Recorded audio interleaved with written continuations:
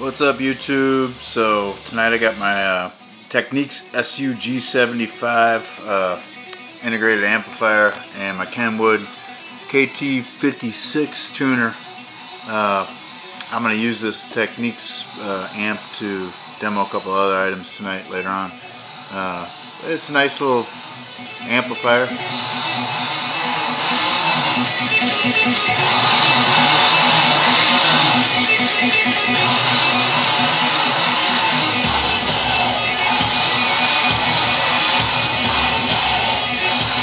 This tuner, you can set the presets.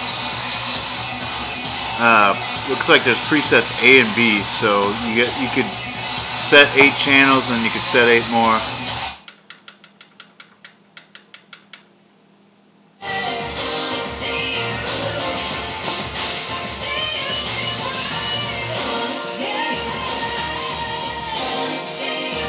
Anyways, YouTube, that's all I got tonight.